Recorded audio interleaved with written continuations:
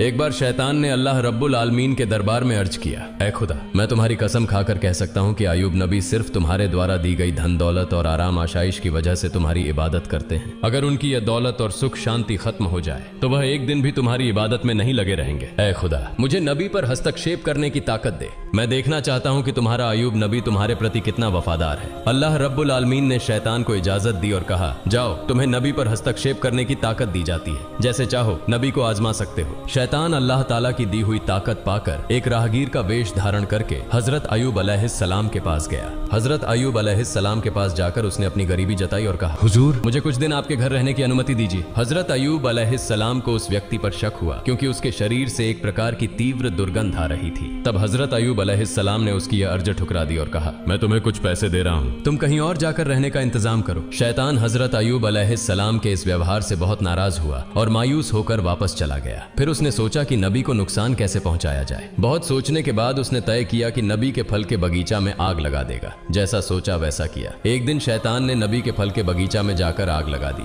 शैतान द्वारा लगाई गई आग में कई फल के बगीचा जलकर राख हो गए। बगीचा के कर्मचारी दौड़कर नबी के पास यह खबर देने पहुंचे। उनसे यह समाचार सुनकर हजरत अय्यूब अलैहिस्सलाम ने कहा, अल्हम्दुलिल्लाह, अल्लाह का दिया हुआ माल अल्लाह ने वापस ले लिया, इसमें मेरे चिंतित होने की कोई वजह नहीं है। शैतान ने जब देखा कि हजरत अय्यूब अलैहिस्सलाम फल के बगीचा नष्ट होने के बाद भी जरा सा भी विचलित नहीं हुए तो उसके दिल में जलन बढ़ गई। फिर उसने दोबारा सोचना शुरू किया कि नबी को और किस तरह से नुकसान पहुंचाया जाए। अगले दिन शैतान नबी के अस्तबल में गया और वहां आग लगा दी। आग तूफान की तरह फैल गई, जिससे सारे जानवर जलकर मर गए और कुछ गडेरिये भी आग में झुलसकर मर गए। बाकी गडेरिये यह खबर तुरंत नबी के पास लेकर पहुंचे। यह खबर सुनकर हजरत अय्यूब अलैहिस्सलाम ने नमाज की नियत की और कहा, अल्लाह का दिया हुआ माल अल्लाह ने वापस ले लिया, इसमें मुझे विचलित होने की कोई जरूरत नहीं है। शैतान ने जब देखा कि इतनी बड़ी घटना के बाद भी नबी जरा भी परेशान नहीं हुए तो उसके दिल में और ज्यादा जलन पैदा हुई। अब उसने नबी को और बड़ा नुकसान पहुंचाने का इरादा किया। हजरत अय्यूब अलैहिस्सलाम के 12 बच्चे थे जो हर दिन एक शिक्षक से शिक्षा लेने के लिए मदरसे जाया करते थे। एक दिन सुबह हमेशा की तरह हजरत अय्यूब अलैहिस्सलाम के 12 बच्चे शिक्षक के पास पढ़ने गए। उसी समय शिक्षक किसी काम से मदरसे से बाहर गए और शैतान ने इस मौके का फायदा उठाकर मदरसे की छत गिरा दी। छत गिरने से हजरत अय्यूब अलैहिस्सलाम के 12 बच्चे मलबे के नीचे दबकर मर गए। मदरस के शिक्षक डरते डरते हजरत अय्यूब अलैहिस्सलाम के पास आए और कहा, ऐ अल्लाह के नबी, मैं किसी काम से बाहर गया था, इसी बीच इमारत की छत गिर गई और आपके 12 बच्चे उसमें दबकर चल बसे। यह सुनकर हजरत अय्यूब अलैहिस्सलाम ने कहा, सुभान अल्लाह, अल्हम्दुलिल्लाह, ला इलाहा इल्लल्लाह, अल्लाहु अकबर, अल्लाह का दिया हुआ माल अल्लाह ने वापस ले लिया, इसमें मुझे विचलित होने की कोई जरूरत नहीं है। शैतान ने जब देखा कि बच्चों की मौत के बाद भी हजरत अय्यूब अलैहिस्सलाम की ईमानदारी और अल्लाह पर विश्वास में कोई कमी नहीं आई तो वह जल भुनकर राख हो गया। अब वह और बड़ी हानि पहुंचाने की सोचने लगा। इसी दौरान हजरत अय्यूब अलैहिस्सलाम के दुश्मन नबी की इस कठिन परीक्षा को देखकर बेहद खुश हो रहे थे। नबी के नौकर चाकर और कर्मचारी नबी की इस दयनीय स्थिति को देखकर जहां जहां मौका मिला चले गए। नबी का घर, बागान, अस्तबल सब कुछ खाली और सुनसान हो गया। इस मौके का फायदा उठाकर दुश्मनों ने नबी की संपत्ति लूटना शुरू कर दिया। उन्होंने टूटे फूटे घर की सारी चीजें अपने कब्जे में ले ली। बागान में बचा हुआ फल और फसल लूटने के लिए उनके बीच झगड़े शुरू हो गए। सिर्फ एक हफ्ते के भीतर हजरत अय्यूब अलैहिस्सलाम की सारी आराम आशाइश, संतानें और संपत्ति खत्म हो गई। हजरत अय्यूब अलैहिस्सलाम की 4 पत्नियां थीं। उनमें से 3 झगड़कर और बहस करके नबी को छोड़कर चली गईं। सिर्फ हजरत रहीमा अलैहिस्सलाम उनके साथ रहीं। वह नबी को छोड़कर जाने वाली नहीं थीं। वह हर समय नबी के साथ खड़ी रहीं। देश के लोग नबी के नबूवत के दावे का मजाक उड़ाने और ताने देने लगे। कुछ ने कहा, अगर अय्यूब सच में अल्लाह के नबी होते तो उन पर ऐसा गजब क्यों आता? वह नबी नहीं है। उनकी झूठी नबूवत के दावे के कारण अल्लाह का गजब उन पर उतरा है। इधर नबी के अनुयायियों के बीच भी दरार पड़ने लगी। उनकी यह स्थिति देखकर शैतान भी पूरी तरह संतुष्ट नहीं हो सका, क्योंकि सब कुछ खत्म हो जाने के बावजूद हजरत अय्यूब अलैहिस्सलाम में कोई बदलाव नहीं आया। वह अपने इबादत खाने में पहले की तरह पूरी तल्लीनता से इबादत कर रहे थे, जैसे उन्हें अपने आसपास हुई तबाही की कोई खबर ही ना हो। न उनके चेहरे पर मायूसी थी, न अफसोस का कोई निशान। नबी के इबादत खाने के पास से गुजरने वाले लोग उन्हें ताने देते हुए कहने लगे, ए अय्यूब, तुम नबूवत का दावा करके बर्बाद हो गए। तुम्हारे लिए नबूवत का दावा छोड़ देना ज्यादा बेहतर होता। हम न नबी हैं न गजब का शिकार हुए हैं। लोग और भी कई तरह की ताने और अपमानजनक बातें नबी के खिलाफ कहते रहे, लेकिन हजरत अय्यूब अलैहिस्सलाम ने इन बातों पर कोई ध्यान नहीं दिया। उन्होंने लोगों के साथ मेलजोल पूरी तरह से खत्म कर दिया और इबादत में डूबे रहे। यह सब देखकर शैतान और ज्यादा बेचैन हो गया। वह और साजिशें रचने के बारे में सोचने लगा। शैतान यह सोचने लगा कि नबी को और अधिक गंभीर नुकसान कैसे पहुंचाया जा सकता है। बहुत सोचने के बाद उसने एक साजिश रची। अपनी योजना के अनुसार वह नबी से मिलने की इच्छा जताकर उनके पास पहुंचा। नबी से मिलते हुए उसने कहा, हुजूर, मैं आपका एक भक्त हूं, मुझे आपसे कुछ अर्ज करनी है। इस बहाने वह नबी से बात करता रहा और फिर अपना मुंह उनके कान के पास ले जाकर दोनों कानों में फूंक मारकर वहां से चला गया। अगले दिन नबी के शरीर पर फफोलों जैसे फोड़े निकल आए। उनका शरीर दर्द से भर गया और वे बहुत बीमार हो गए। उनकी इबादत में थोड़ी रुकावट आने लगी। हजरत रहीमा अलैहिस्सलाम ने उनकी देखभाल शुरू कर दी। धीरे धीरे वे फोड़े बड़े होकर घाव बन गए। लंबे समय तक इसी स्थिति में रहने के बाद नबी के शरीर में कीड़े पैदा हो गए। कुछ दिनों के बाद इन कीड़ों की संख्या बढ़ने लगी। ये कीड़े नबी के शरीर का मांस और खून खाने लगे। दूसरी ओर हजरत रहीमा के पास जमा किया हुआ सारा पैसा और सामान खत्म हो गया। खाने पीने की गंभीर समस्या पैदा हो गई। कुछ दिनों तक नबी और उनकी पत्नी ने केवल पानी पीकर गुजारा किया, लेकिन आखिरकार हजरत रहीमा के लिए यह सहन करना मुश्किल हो गया। हजरत रहीमा अलैहिस्सलाम नबी के पास आकर अर्ज करने लगीं, ए अल्लाह के नबी, अब हमारे पास कुछ भी नहीं बचा है, इसलिए गांव जाकर लोगों के घरों में काम करके रोजी कमाने के अलावा हमारे पास और कोई चारा नहीं है। अगर आप मुझे इजाजत दें तो मैं गांव में जाकर लोगों के घरों में काम करके हलाल रोजी कमा सकती हूं और उससे हमारे खाने का इंतजाम हो जाएगा। हजरत अयूब अलैहिस्सलाम अपनी पत्नी रहीमा की बात सुनकर बहुत देर तक रोते रहे। फिर उन्होंने कहा, रहीमा, मेरा इरादा तुम्हें तकलीफ देने का कभी नहीं था, लेकिन मैं बहुत बीमार हूँ और मजबूरी में तुम्हें इजाजत दे रहा हूँ। तुम जाओ और लोगों के घरों में काम करो ताकि कुछ हलाल रोजी कमा सके। नबी की इजाजत पाकर हजरत रहीमा ने गांव में लोगों के घरों में काम करना शुरू कर दिया। दूसरी ओर गांव वाले जब हजरत अयूब अलैहिस्सलाम के शरीर की स्थिति देखते तो बहुत भयभीत हो जाते। उनके शरीर से उठने वाली दुर्गंध से लोग घृणा महसूस करने लगते और उनके शरीर में सिहरन सी होने लगती। इसके अलावा नबी के शरीर से उठने वाली सड़ी मांस की गंध से लोग परेशान हो गए। एक दिन गांव वाले हजरत अयूब अलैहिस्सलाम के पास आए और बोले, ए अयूब, तुम तुरंत हमारा गांव छोड़कर कहीं और चले जाओ। अगर ऐसा नहीं किया तो हम तुम्हें यहाँ से जबरदस्ती निकाल देंगे। उस समय हजरत अयूब अलैहिस्सलाम के साथ केवल 3 लोग थे, उनकी पत्नी हजरत रहीमा अलैहिस्सलाम और उनके 2 शागिर्द। ये दोनों शागिर्द हमेशा नबी की देखभाल और सेवा में लगे रहते थे। गांव वालों के लगातार दबाव के कारण शागिर्दों ने हजरत अयूब अलैहिस्सलाम को दूसरे गांव ले जाने का फैसला किया। कई घंटे तक सफर करने के बाद वे एक और गांव पहुंचे, लेकिन उस गांव के लोग भी नबी की हालत देखकर घबरा गए और बोले, तुम इसे तुरंत यहां से लेकर चले जाओ, नहीं तो हम तुम्हें मारकर यहां से भगा देंगे। इस तरह शागिर्दों ने हजरत अयूब अलैहिस्सलाम को 7 अलग अलग गांवों में घुमाया, लेकिन कोई भी गांव उन्हें आश्रय देने को तैयार नहीं हुआ। आखिरकार शागिर्द परेशान हो गए। वे नबी को रास्ते के किनारे कचरा और गंदगी डालने की जगह पर एक पेड़ की छाया के नीचे छोड़कर चले गए। जाने से पहले वे आपस में बातें करने लगे। हजरत अयूब अलैहिस्सलाम अल्लाह के नबी होने के बावजूद इस तरह की मुसीबत में क्यों फंसे? एक शागिर्द ने जवाब दिया, शायद उन्होंने अल्लाह ताला की मर्जी के खिलाफ कुछ किया होगा, नहीं तो ऐसी हालत क्यों होती। दूसरे ने पहले की बात का समर्थन करते हुए कहा, जब नबी अल्लाह के दिए कामों से भटक गए हैं तो अब उनके साथ रहने से हमें कोई फायदा नहीं, चलो हम यहाँ से चले जाते हैं। दोनों इस बात पर सहमत हुए और हजरत अयूब अलैहिस्सलाम को पेड़ के नीचे छोड़कर चले गए। हजरत रहीमा अलैहिस्सलाम हजरत अयूब अलैहिस्सलाम को छोड़कर जाने वाली महिलाओं में से नहीं थी। वे हमेशा नबी की सेवा में व्यस्त रहती थीं। दिन के कुछ समय में वह लोगों के घरों में नौकरानी का काम करती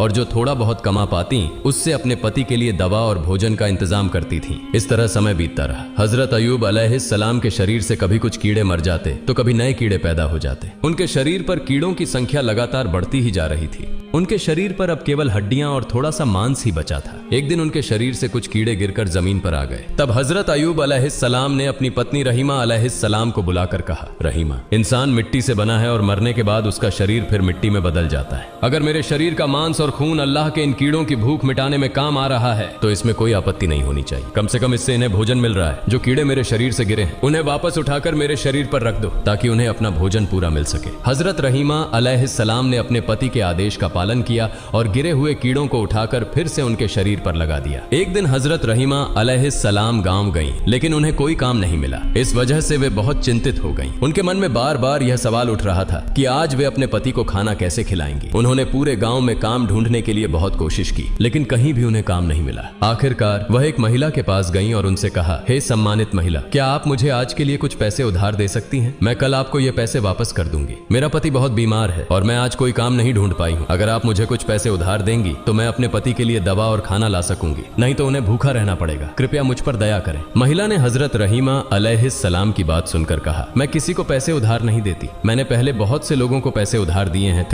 लेकिन किसी ने आज तक मेरे पैसे वापस वापस नहीं किए, इसलिए ये नाटक करना बंद करो और सीधे अपने घर का रास्ता पकड़ो। मैं तुम्हें कोई पैसा उधार नहीं दे सकती। हजरत रहीमा अलैहिस्सलाम ने कहा, तो फिर मुझे कोई काम दीजिए, उस काम के बदले में मुझे पैसे दे दीजिए। महिला ने कहा, मेरे पास तुम्हारे लिए कोई काम नहीं है, लेकिन मैं एक शर्त पर तुम्हें पैसे दे सकती हूँ। तुम्हारे सिर के बाल मुझे बहुत पसंद है, अगर तुम अपने सिर के बाल काट कर मुझे दे दो तो मैं उनके बदले तुम्हें पैसे दे सकती हूँ। हजरत रहीमा अलैहिस्सलाम ने जवाब दिया, हे महिला, मेरे पति बहुत बीमार हैं, उनका पूरा शरीर कीड़ों ने खा लिया है, वह किसी कठोर चीज को छू भी नहीं सकते। जब वह बिस्तर से उठते हैं तो मेरे बाल पकड़कर सहारा लेते हैं। अगर मैं अपने सिर के बाल काटकर तुम्हें दे दूं तो मेरे पति बिस्तर से कैसे उठेंगे? इस पर महिला ने कहा, ठीक है, तो तुम अपने सिर के आधे बाल काटकर मुझे दे दो, मैं उनके बदले तुम्हें पैसे दूंगी। हजरत रहीमा अलैहिस्सलाम ने चारों तरफ से लाचार होकर महिला की इस शर्त को मान लिया। उन्होंने अपने सिर के आधे बाल काटकर महिला को दे दिए और बदले में कुछ पैसे लिए। उन पैसों से उन्होंने अपने बीमार पति के लिए भोजन और दवा खरीदी और घर की ओर चल पड़ी। शैतान यह सब देख रहा था। जब उसने देखा कि हजरत रहीमा अलैहिस्सलाम ने अपने सिर के आधे बाल कटवा लिए हैं, तो उसने इसे हजरत अय्यूब अलैहिस्सलाम और रहीमा के बीच गलत फहमी पैदा करने का सुनहरा मौका समझा। इसके बाद शैतान एक दरवेश का वेश धारण करके हजरत अय्यूब अलैहिस्सलाम के पास आया और कहा, आप अल्लाह के नबी हैं, लेकिन आपकी पत्नी का चरित्र बहुत खराब है। वह अक्सर अलग अलग जगहों पर चोरी करती है और इसी तरह से गलत तरीकों से पैसा कमाती है। आज वह चोरी करते हुए पकड़ी गई और लोगों ने सजा के तौर पर उसके सिर के आधे बाल काट दिए। जब वह घर लौटेगी तो आप खुद यह देख सकते हैं। हम आपकी इज्जत करते हैं, इसलिए आपको पहले ही यह बात बता रहे हैं। यह कहकर शैतान वहां से चला गया। हजरत अय्यूब अलैहिस्सलाम ने शैतान की बातों पर विश्वास कर लिया और गुस्से से भर उठे। उन्होंने अकेले में कहा, मेरी पत्नी इतनी गिर सकती है, यह मैंने कभी सोचा भी नहीं था। अब मैं उसके कमाए हुए पैसे से खाना नहीं खाऊंगा। वह मुझे अब तक गलत तरीके से कमाए हुए पैसे से खिलाती रही है, इसलिए मैं अल्लाह के सामने बहुत शर्मिंदा हूँ। हे मेरे पालनहार रहमान और रहीम, मुझे माफ कर दे। अगर मैं स्वस्थ हो जाऊं तो मैं निश्चित रूप से उसे 100 कोड़े मारूंगा। फिर मैं अल्लाह की कसम खाकर कहता हूँ कि मैं स्वस्थ होने के बाद उसे 100 कोड़े जरूर मारूंगा। उस दिन शाम को हजरत अय्यूब अलैहिस्सलाम ने अपनी पत्नी के बारे में सुनी हुई बातों को लेकर बहुत व्यथित महसूस किया। उसी शाम जब हजरत रहीमा अलैहिस्सलाम घर लौटी तो हजरत अय्यूब अलैहिस्सलाम ने उनसे कोई बात नहीं की। रहीमा अलैहिस्सलाम ने अपने पति की यह हालत देखकर अत्यंत विनम्रता के साथ उनसे पूछा, हे मेरे प्रिय पति, क्या हुआ? आप मुझसे कोई बात क्यों नहीं कर रहे हैं? लेकिन हजरत अय्यूब अलैहिस्सलाम ने उनकी बात का कोई उत्तर नहीं दिया। इसके बाद रहीमा अलैहिस्सलाम ने उनके लिए खाना और दवा पेश की, लेकिन अय्यूब अलैहिस्सलाम ने उसे भी ठुकरा दिया। रहीमा अलैहिस्सलाम ने उनके पैरों को पकड़ लिया और रोते हुए कहा, हे मेरे प्रिय पति, कृपया मुझे बताइए, आप मुझसे क्यों नाराज हैं? तब हजरत अय्यूब अलैहिस्सलाम ने कहा, मैंने कभी कल्पना भी नहीं की थी कि तुम्हारा चरित्र इतना गिर सकता है। तुम चोरी करके मुझे अब तक खाना खिलाती रही हो। तुम्हारा गलत तरीके से कमाया हुआ पैसा मैं खा रहा था। यह सोचकर मैं खुद को माफ नहीं कर सकता। आज एक दरवेश ने आकर मुझे तुम्हारे बारे में बताया। उसने कहा कि तुम चोरी करते हुए पकड़ी गई हो और इसी कारण लोगों ने तुम्हारे सिर के आधे बाल काट दिए। हजरत रहीमा अलैहिस्सलाम ने अपने पति के मुंह से यह बात सुनी तो ऐसा लगा जैसे उनके पैरों तले जमीन खिसक गई हो। उनकी आंखों से आंसू बहने लगे। तब उन्होंने दोनों हाथ उठाकर अल्लाह से फरियाद की, हे अल्लाह, हे रहमान और रहीम, तुम सब जानते हो मैंने जो भी किया उसकी क्या मंशा थी। यह तुमसे छुपा नहीं है। मैं नहीं जानती कि मेरे पति को किसने या क्यों मेरे खिलाफ झूठी बातें बताई। हे अल्लाह, तुम मेरे पति को सच्चाई से अवगत कराओ, रहमान और रहीम। मैं इसके लिए इंसानों के सामने नहीं गिड़गिड़ाऊंगी। तुम मेरे एकमात्र सहारे हो, तुम सबसे बड़े न्यायाधीश हो। इसलिए जिसने भी मेरे पति के मन में मेरे खिलाफ यह गलत फहमी पैदा की है, उसका सही न्याय तुम करो। हजरत रहीमा अलैहिस्सलाम की इस फरियाद को सुनकर अल्लाह का अर्श कांप उठा। तभी अल्लाह रब्बुल आलमीन ने हजरत जिब्राइल अलैहिस्सलाम को हजरत अय्यूब अलैहिस्सलाम के पास भेज दिया। हजरत जिब्राइल अलैहिस्सलाम ने हजरत अय्यूब अलैहिस्सलाम के पास आकर कहा, हे अल्लाह के नबी, आपकी पत्नी अत्यंत नेक और ईमानदार हैं। शैतान ने एक दरवेश का रूप धरकर आपको भ्रमित किया और आपकी पत्नी के बारे में झूठी बातें बताईं। वास्तव में आपकी पत्नी निर्दोष है, इसलिए आप अपनी पत्नी के द्वारा पेश किया गया खाना खाएं और उनके प्रति खुश और राजी हो जाएं। हजरत जिब्राइल अलैहिस्सलाम की बातें सुनकर हजरत अय्यूब अलैहिस्सलाम ने अपनी पत्नी रहीमा अलैहिस्सलाम को बुलाकर कहा, रहीमा, मुझे माफ कर दो। शैतान ने तुम्हारे बारे में मुझे झूठी बातें बताईं जिनसे मैं भ्रमित हो गया। मैं इसे समझ नहीं पाया और तुम मुझसे नाराज मत होना, क्योंकि मैंने जो कुछ कहा वह अनजाने में कहा। अब मैं कभी भी तुम पर गुस्सा नहीं करूंगा। हजरत रहीमा अलैहिस्सलाम ने अपने पति के मुंह से यह बातें सुनकर बेहद खुशी महसूस की।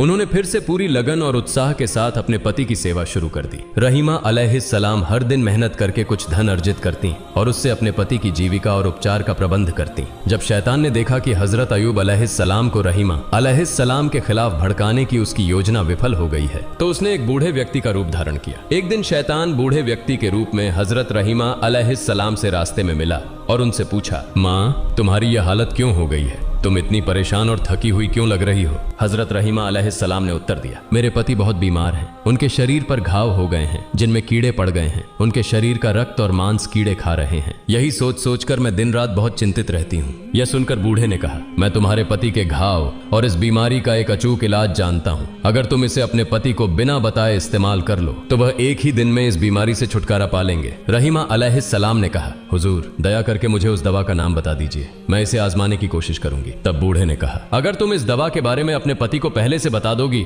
तो वह इसे इस्तेमाल करने से मना कर सकते हैं। इसलिए यदि तुम बिना अपने पति को बताए इस दवा का उपयोग कर सको तो निश्चित रूप से वह स्वस्थ हो जाएंगे। इसके बाद बूढ़े व्यक्ति ने हजरत रहीमा अलैहिस्सलाम से पूछा, माँ, तुम्हारे पति का नाम क्या है?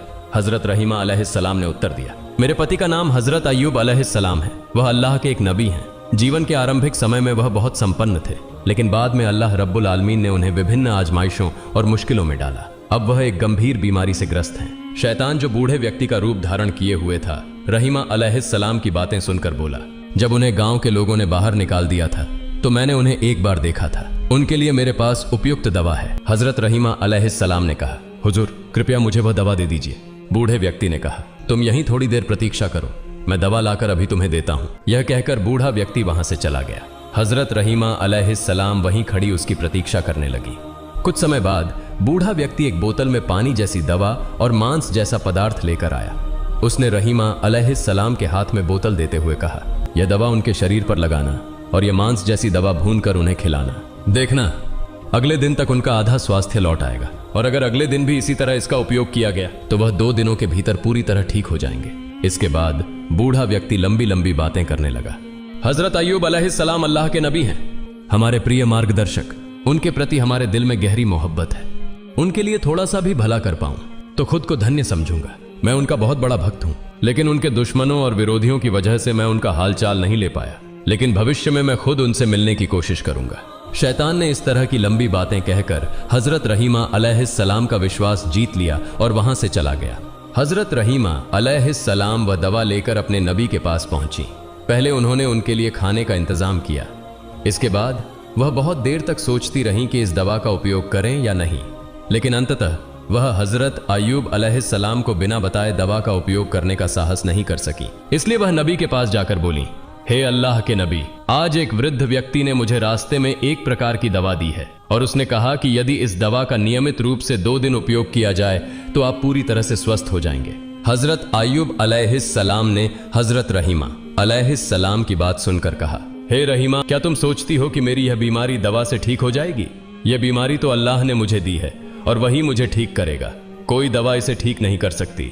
हजरत रहीमा अलैहिस्सलाम ने कहा, जिसने यह दवा दी है वह एक मुसलमान है, वह आपका भक्त है और इसलिए मुझे उसकी दवा पर कोई संदेह नहीं है। अब यह सब आपके इरादे पर निर्भर है। हजरत अय्यूब अलैहिस्सलाम ने कहा, तुम फिलहाल यह दवा छोड़ दो। जब तक अल्लाह ताला से इस बारे में कोई खबर ना आए मैं इस दवा का उपयोग नहीं कर सकता। हजरत रहीमा अलैहिस्सलाम ने नबी के आदेश का पालन किया और दवा नबी के बिस्तर के पास रख दी। अगले दिन सुबह हजरत अय्यूब अलैहिस्सलाम ने हजरत रहीमा अलैहिस्सलाम को बुलाया और कहा, रहीमा, जब से मैं बीमार हुआ हूँ मैं हर रात अल्लाह रब्बुल आलमीन के ताजल्ली को देखता था और उससे अत्यधिक संतोष प्राप्त करता था, लेकिन कल रात मैं वह ताजल्ली देखने में सक्षम नहीं हो पाया। परंतु इसका कारण क्या था मैं समझ नहीं पा रहा हूँ। हजरत रहीमा अलैहिस्सलाम ने कहा, हे मेरे प्रिय पति, आप अल्लाह के नबी हैं, इसके लिए शायद आपके पास इसका उचित कारण हो। मैं एक सामान्य बंदा हूँ, मैं कैसे जान सकती हूँ इसका कारण क्या है? इसके बाद हजरत अय्यूब अलैहिस्सलाम बहुत परेशान हो गए और चिंतित हो गए। इस तरह 3 दिन बीत गए। वह अल्लाह रब्बुल आलमीन की ताजल्ली को नहीं देख पाए। अंत में वह दोनों हाथ उठाकर अल्लाह के दरबार में रोते हुए दुआ करने लगे, हे अल्लाह रब्बुल आलमीन, मुझे नहीं पता कि किस गलती के कारण मैं आपकी ताजल्ली देखने में सक्षम नहीं हो पा रहा हूँ। अगर मुझसे कोई गलती हुई है तो कृपया मेरी गलतियों को माफ कर दें और मुझे अपनी ताजल्ली से वंचित न करें। हजरत अय्यूब अलैहिस्सलाम की यह दुआ सुनकर हजरत जिब्राइल अलैहिस्सलाम ने आकर उन्हें बताया हे अल्लाह के नबी, आपके बिस्तर के पास शराब की बोतल और सूअर का मांस रखा है। इन हराम चीजों को आपके बिस्तर के पास रखकर आप अल्लाह ताला की ताजल्ली की आशा कैसे कर सकते हैं? यदि आप फिर से अल्लाह ताला की ताजल्ली प्राप्त करना चाहते हैं तो आपको तुरंत इन चीजों को अपने बिस्तर के पास से हटा देना चाहिए। गहरी रात में हजरत अय्यूब अलैहिस्सलाम ने हजरत रहीमा अलैहिस्सलाम को बुलाकर कहा, रहीमा, मेरे बिस्तर के पास जो शराब और सूअर का मांस रखा है उसे देखो और तुरंत हटा दो। ये चीजें यहाँ होने के कारण ही मैं अल्लाह की ताजल्ली दर्शन में असफल हो रहा हूँ। हजरत रहीमा अलैहिस्सलाम नींद से जागकर चारों ओर अच्छी तरह से ढूंढने लगी, लेकिन उन्हें कहीं शराब और सूअर का मांस नहीं मिला। फिर हजरत अय्यूब अलैहिस्सलाम ने कहा, वह दवाइयाँ कहाँ हैं जो तुम लाई हो? हजरत रहीमा अलैहिस्सलाम ने कहा, वे यहाँ हैं, आपके बिस्तर के पास ही। नबी ने कहा, उन्हें यहाँ से हटा दो, मुझे लगता है कि यह शराब और सूअर का मांस है। नबी के आदेश के बाद हजरत रहीमा अलैहिस्सलाम ने उन दवाइयों को दूर हटा दिया। फिर हजरत अय्यूब अलैहिस्सलाम फिर से ध्यान मग्न हो गए। जब रात का समय समाप्त होने लगा तो हजरत अय्यूब अलैहिस्सलाम चिल्लाकर बोले, अब मैं अल्लाह की ताजल्ली दर्शन में सक्षम हो रहा हूँ। रहीमा, समझो, वह दवाइयाँ शराब और सूअर का मांस थीं, और जब तक वे मेरे पास रहीं तब तक मैं 3 दिन तक अल्लाह की ताजल्ली दर्शन में असफल रहा। वह जिसने तुम्हें यह दवाइयाँ दी वह कोई इंसान नहीं था, वह इंसान का रूप धारण किया हुआ शैतान था। उसने इन दवाइयों से हमें भ्रमित करने की कोशिश की थी, लेकिन अल्लाह रब्बुल आलमीन की असीम मेहरबानी से हम शैतान के धोखे से बच पाए हैं।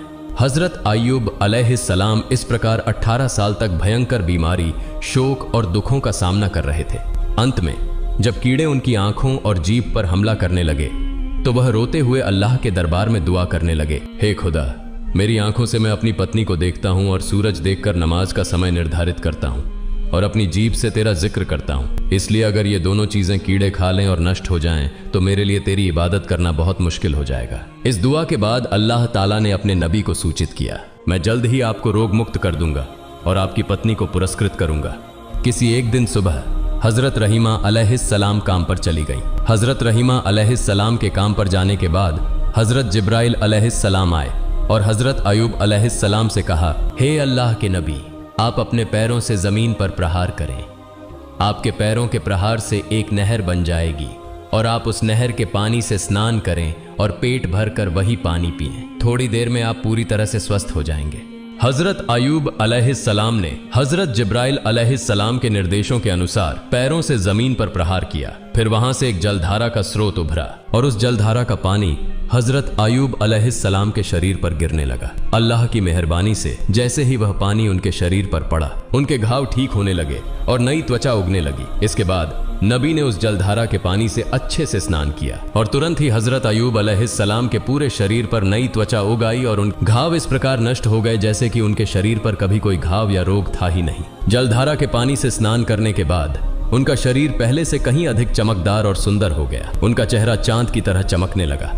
नहाने के बाद हजरत अय्यूब अलैहिस्सलाम ने पेट भरकर उस जलधारा का पानी पिया, जिससे उनकी भूख और प्यास पूरी तरह से शांत हो गई। उसी समय उन्होंने देखा कि एक फरिश्ता दूर से कपड़े का थैला लेकर उनके पास आया और बोला, हे अल्लाह के नबी, ये कपड़े जन्नत से लाए गए हैं, ये कपड़े आप पहने। इसके बाद वह व्यक्ति चला गया। हजरत अय्यूब अलैहिस्सलाम ने कपड़े का थैला खोला और देखा कि उसमें जन्नत के कपड़े हैं। उन्होंने उन जन्नत के कपड़ों को पहन लिया और अनगिनत सुंदरता के मालिक बन गए। उन्हें अपार संतोष प्राप्त हुआ क्योंकि उन्होंने 18 सालों तक बीमारी का सामना किया था और आज पूरी तरह से स्वस्थ हो गए। अब वह चलने फिरने में सक्षम हो गए थे। वह अल्लाह के दरबार में शुक्रिया अदा करते हुए कुछ दूर जाकर जंगल के एक किनारे पर बैठ गए। इस बीच हजरत रहीमा अलैहिस्सलाम कुछ पैसे जुटाकर अपने पति के लिए खाना खरीदने के लिए जल्दी से वापस लौट आईं। जब वह अपने पति के पास पहुंची तो देखा कि उनका पति बिस्तर पर नहीं था। हजरत रहीमा अलैहिस्सलाम यह दृश्य देखकर चकित हो गईं। फिर वह वहां बैठकर जोर जोर से रोने लगी और विनम्रता से अल्लाह रब्बुल आलमीन से प्रार्थना करने लगी, हे मेरे रब, मैं नहीं जानती मेरे पति को कौन ले गया है। क्या उन्हें कोई शेर ने खा लिया है या कोई अन्य जानवर उन्हें गायब कर दिया है? मैं कुछ नहीं जानती। हे मेरे रब, मैं तुझसे दुआ करती हूँ, तुम मेरे पति को वापस लौटा दो। हे अल्लाह रब्बुल आलमीन,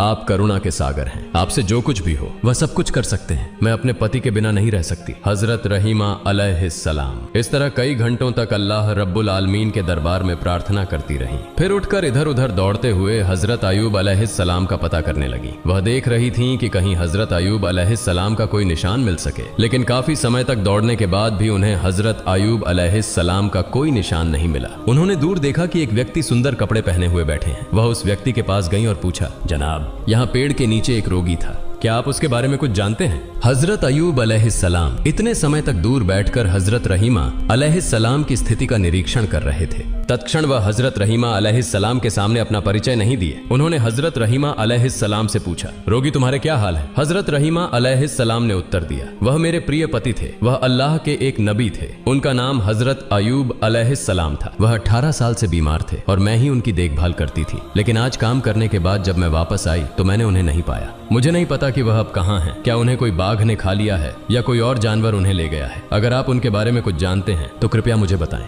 हजरत अयूब अलैहिस्सलाम ने फिर हजरत रहीमा अलैहिस्सलाम से पूछा, अगर तुम अपने पति का चेहरा देखो तो क्या तुम उन्हें पहचान सकोगी? हजरत रहीमा अलैहिस्सलाम ने उत्तर दिया, क्या कहते हैं जनाब, वह पति जिनकी मैंने 18 साल सेवा की, उनका चेहरा देखकर क्या मैं उन्हें नहीं पहचानूंगी? इसके बाद हजरत अयूब अलैहिस्सलाम ने अपने चेहरे से कपड़ा हटाकर कहा, देखिए क्या आप इस व्यक्ति को पहचान सकती हैं? जब हजरत रहीमा अलैहिस्सलाम ने हजरत अयूब अलैहिस्सलाम के नूरानी चेहरे को देखा तो वह जोर जोर से रोने लगी और उन्हें गले लगा लिया। उन्होंने कहा, हे अल्लाह के नबी, अल्लाह रब्बुल आलमीन ने आपको इस तरह स्वस्थ कर दिया है, यह मैंने कभी सपने में भी नहीं सोचा था। मैं तो आपके बारे में चिंतित हो गई थी। अल्लाह का लाख लाख शुक्र है कि उसने आपको स्वस्थ किया और मुझे फिर से आप मिले। इस तरह पति और पत्नी बहुत देर तक रोते रहे। हजरत अयूब अलैहिस्सलाम ने फिर हजरत रहीमा अलैहिस्सलाम को बताया कि कैसे वह स्वस्थ हुए और कैसे हजरत जिब्राइल अलैहिस्सलाम ने उन्हें ठीक करने के लिए एक नहर बना दी। फिर हजरत अयूब अलैहिस्सलाम ने अपनी पत्नी से कहा कि वह उस नहर में स्नान करे। पति के कहने पर हजरत रहीमा अलैहिस्सलाम ने उस नहर में स्नान किया। जैसे ही हजरत रहीमा अलैहिस्सलाम ने उस नहर में स्नान किया, उनका चेहरा भी चंद्रमा की तरह चमकने लगा। 18 वर्ष की युवती की तरह शरीर में रूप और सुंदरता वापस आ गई। इसके बाद हजरत अयूब अलैहिस्सलाम अपनी पत्नी को लेकर घर लौटने के लिए रास्ता तय करने लगे। जब वे अपने घर पहुंचे तो देखा कि उनका घर पहले की तरह सुरक्षित है। फिर वे अंदर गए और देखा कि उनके बच्चे खेल रहे थे। बच्चों ने उन्हें देखा और दौड़ते हुए उन्हें गले लगा लिया और पूछा, आप लोग कुछ दिनों से कहां थे? हजरत अयूब अलैहिस्सलाम ने कहा, हम अल्लाह ताला की दावत पर गए थे। फिर बच्चों ने जोर जोर से रोना शुरू कर दिया और कहा, आप हमें अकेला छोड़कर दावत में क्यों गए थे? हजरत अयूब अलैहिस्सलाम ने कहा, वह बाद में बताऊंगा। इसी दौरान खेत से फिर से कुछ सेवक आए और कहा, हे अल्लाह के नबी, आपके जानवर और बाग बगीचे जो नष्ट हो गए थे वे आज फिर से पहले जैसे हो गए हैं। हम नहीं जानते कि ये सब पहले जैसी हालत में कैसे वापस लौट आए। कुछ समय बाद कुछ और सेवक आए और कहा, हुजूर, आपका संपत्ति, बर्तन जो लोग लूट कर ले गए थे वह सब हम पूरी तरह से वापस ले आए हैं। सारे सामान इस महल के कुछ कमरों में रखे गए हैं। हजरत अयूब अलैहिस्सलाम के कुछ पुराने सेवक भी आए और उनके दोस्तों और विकास के बारे में समाचार लेकर आए, जिसे सुनकर नबी ने फिर से अल्लाह रब्बुल आलमीन की इबादत में लीन हो गए। इसी दौरान हजरत जिब्राइल अलैहिस्सलाम नबी के पास आए और कहा, हे अल्लाह के नबी, आपने बीबी रहीमा अलैहिस्सलाम के बाल काटने की घटना पर गुस्से में आकर कसम खाई थी कि आप उन्हें 100 कोड़े मारेंगे। इस मामले में आपकी कसम झूठी साबित हुई है, लेकिन आपकी सच्चाई की कसम अब भी कायम है। इसलिए आप 100 गेहूं के बाल एकत्रित करके बीबी रहीमा अलैहिस्सलाम के शरीर पर हल्का सा स्पर्श करें। इससे आपकी कसम पूरी हो जाएगी और बीबी रहीमा अलैहिस्सलाम को कोई कष्ट नहीं होगा। हजरत जिब्राइल अलैहिस्सलाम के कहने पर हजरत अयूब अलैहिस्सलाम ने 100 सूखे गेहूं के बाल एकत्रित किए और बीबी रहीमा अलैहिस्सलाम के शरीर पर हल्के से एक बार मारा। इससे नबी की कसम पूरी हो गई और बीबी रहीमा अलैहिस्सलाम को कोई कष्ट नहीं हुआ। प्रिय दर्शक, शैतान ने हजरत अयूब अलैहिस्सलाम को कई बार चुनौती दी, लेकिन वह उन्हें किसी भी रूप में भ्रमित नहीं कर सके और न ही वह उन्हें गुमराह कर सके। अगर हम भी हजरत अयूब अलैहिस्सलाम की तरह अल्लाह रब्बुल आलमीन की राह में धैर्य रखें तो शैतान कभी भी हमें गुमराह नहीं कर सकेगा। अल्लाह रब्बुल आलमीन हमें भी हजरत अयूब अलैहिस्सलाम की तरह धैर्य रखने की तौफीक अता करें। आमीन।